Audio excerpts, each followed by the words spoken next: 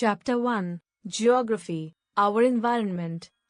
The term environment is derived from a French word environnement, meaning neighborhood. In simple terms, whatever we see in our surroundings are collectively called environment. That is, the place, people, things and nature that surround any living organism is called environment. It comprises two components. 1. Biotic component. It is the world of living things like plants and animals. 2. Abiotic component. It is the world of non-living things like land, air, water, etc. These two types of environments influence each other and are interrelated and interdependent. Any change in one brings about a change in the other. Nature functions to maintain an overall balance between the two environments. The components of biological environment and physical environment are interdependent on each other. Natural environment. All gifts of nature such as land, water, air, plants and animals form a part of the natural environment.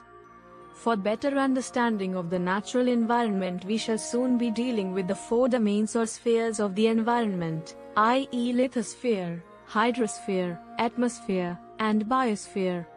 Lithosphere. The lithosphere or crust is the uppermost solid layer of the earth. It consists of rocks and soil. About 71% of the lithosphere is covered with water and the remaining 29% is above the surface of water in the form of land masses. The large land masses of the earth are called continents. There are 7 continents: Asia, Europe, Africa, North America, South Africa, Australia, and Antarctica. The average thickness of the lithosphere is about 100 kilometers. The highest point on the lithosphere is Mount Servant, which is 8,848 meters above the sea level, while the deepest point is found in Mariana Trench, the Pacific Ocean, which is 11,034 meters below the sea level. Hydrosphere. The water on and below the surface of the earth constitutes the hydrosphere. So the hydrosphere is that part of the earth's surface that is covered with water. It includes oceans, seas, rivers, lakes, ponds, springs and underground water. Vast areas of water surrounding land masses are called oceans.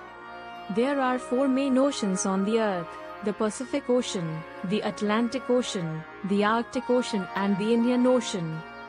Continents are surrounded by oceans and are linked by them. Water is essential for all forms of life on the earth. Places near oceans or seas have moderate climate. Fish and other food, minerals, oil and gases are provided by oceans. Atmosphere. The thin layer of air enveloping our earth is called the atmosphere. It extends up to a height of 1,600 kilometers above the surface of the earth.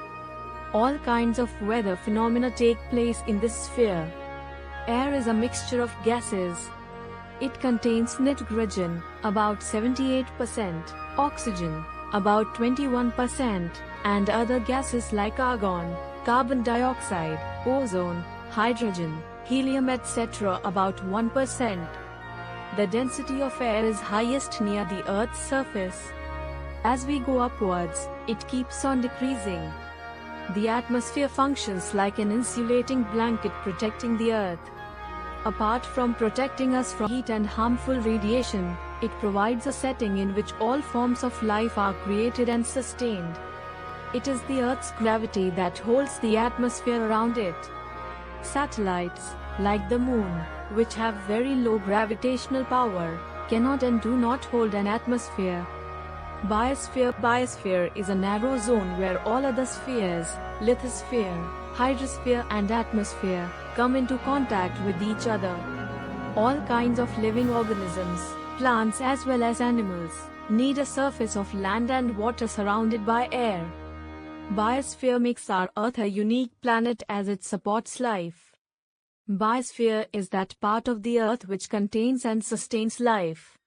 Ecosystem. Ecosystem is the system formed by the interaction of all living organisms with each other and with non-living environment. All living organisms are interdependent on one another. They also interact with their abiotic environment. This complex system of interaction between the organisms and their surroundings in a particular area forms an ecosystem. The size of an ecosystem varies greatly. It can be as large as a rainforest, grassland, desert, or as small as a plant. A typical lake ecosystem contains fishes, frogs, algae, water lilies, and other animals that live in and around the lake. Changes in environment. The components of the environment undergo a change continuously, though it may be very slow. Some changes are very sudden, such as an earthquake. In the same manner, solar energy, air and wind also affect changes to the environment. Changes in the physical environment affect a change in the biological environment. The biological environment comprises of plant kingdom and animal kingdom, both comprising of millions of species. The animal kingdom, directly or indirectly, is dependent on the physical environment. Human beings are capable of effecting a change to the environment by their activities, such as by construction of roads, bridges, buildings, dams, roads, railways and other facilities. They also cut down trees and exploit other natural resources like minerals. Human activities have an adverse impact on the environment. Their activities pose a grave danger to the environment. When human activities causes marginal change in the environment, the natural is able to make up the loss. However, when the change is massive, it becomes difficult for nature to balance the harm, and it adversely affects the quality of the environment. It results into many environmental disasters. We must use our resources wisely to maintain the balance of nature. We should not cause any damage to our environment.